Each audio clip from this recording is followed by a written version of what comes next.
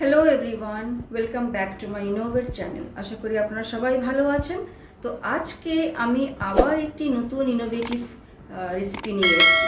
সেটা হচ্ছে ginger mushroom.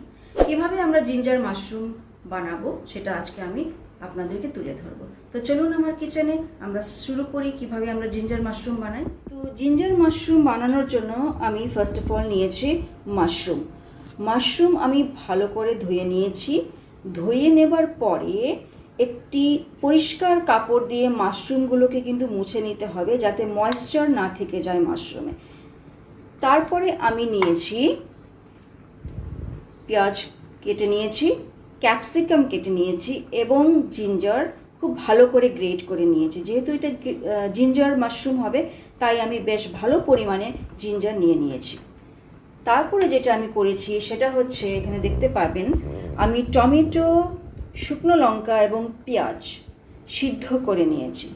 এখন এই সিদ্ধ পেঁয়াজ, টমেটো এবং লঙ্কাটাকে আমি পেস্ট করে একটি মশলা বানাবো। আর এই মশলাটাই আমরা এই গার্লিক মাশরুমে ইউজ করব। তো চলুন চটপট আমরা এই মশলাটা করে নিই। তো মাশরুম আমি সুন্দর স্লাইস করে কেটে নিয়েছি এবং আমার টমেটো, পেঁয়াজ এবং লঙ্কা যেটা আমি সিদ্ধ করে রেখেছিলাম সেটার পেস্ট আমি বানিয়ে নিয়েছি। তো চলুন এখন আমরা রান্নাটা শুরু করি। আমি গ্যাস ধরিয়ে নিয়েছি, একটি ফ্রাইং প্যান ইউজ করছি, একটু ডিপ ফ্রাইং প্যান ইউজ করছি এবং এখানে আমি সরষা তেল 4 টেবিল স্পুন সরষা তেল দিয়ে দিলাম।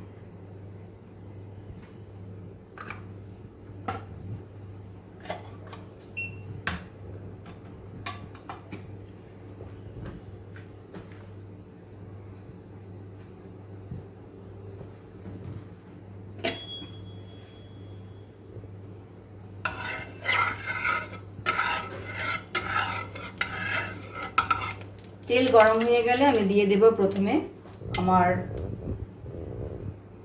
জিঞ্জার গার্লিক যে আমি সুন্দর করে ফাইনলি চপ করে রেখেছি সেটাকে আমি ফার্স্ট দেব। হালকা করে এটা ভেজে নেব, একদম লাল করে ভাজবো না, খুবই হালকা করে ভেজে নেব। এবং এই জিঞ্জার গার্লিকের এই যে জিঞ্জার যে ইয়েটা স্মল পিসেসটা সেটাই আমার মাশরুমটাকে সুস্বাদু করে তুলবে। তারপরে নেক্সট দেবো আমি আমার অনিয়নসগুলো যেগুলো আমি স্লাইস করে কেটে নিয়েছি। হালকা ফ্রাই করে নেব, একটু ট্রান্সলুসেন্ট হয়ে গেলেই আমরা ক্যাপসিকামটা অ্যাড করে দেব। আমরা ক্যাপসিকামটা অ্যাড করে দিলাম।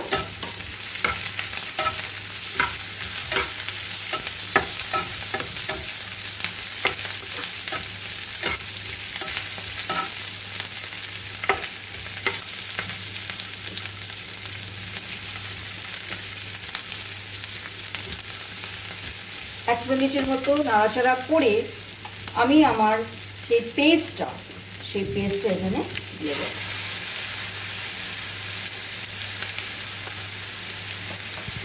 দিয়ে আমি ভালো করে নাড়িয়ে চালিয়ে নেব।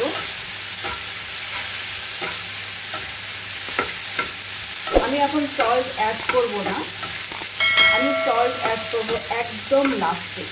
কারণ সল্ট যদি আমি এখন অ্যাড করি মাশরুম থেকে প্রচুর জল বেরিয়ে যাবে এবং মাশরুম খুব তাড়াতাড়ি নরম হয়ে যায় আমরা জানি, তাই আমরা সল্টটা লাস্টে অ্যাড করি। এখন আমি অ্যাড করব সামান্য টারমারিক পাউডার, কিছু টারমারিক পাউডার আমি অ্যাড করে দিলাম। গ্যাসের ফ্লেমটাকে আমি একটু লো করে দিই। এখন সাথে আমি অ্যাড করছি হাফ টিস্পুন রোস্টেড জিরা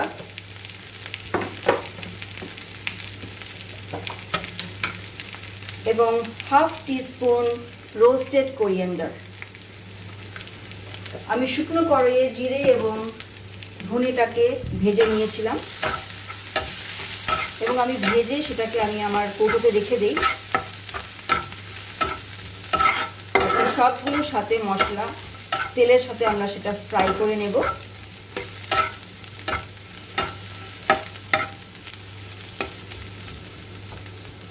করে নেওয়ার পরে এখন আমি আমার মাশরুম অ্যাড করব।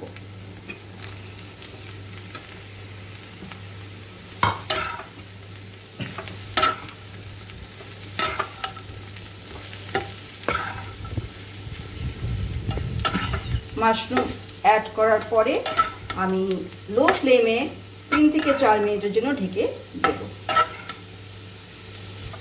ঠিক 3 মিনিট পরে ফিরে আসলাম এবং দেখতেই পাচ্ছেন আমি অ্যাডিশনাল কোনো জল দেইনি।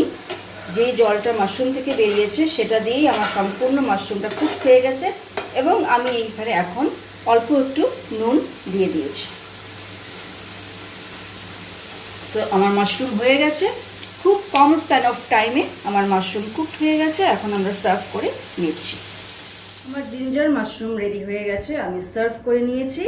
এখন দেখি, চলুন আমরা টেস্ট করি।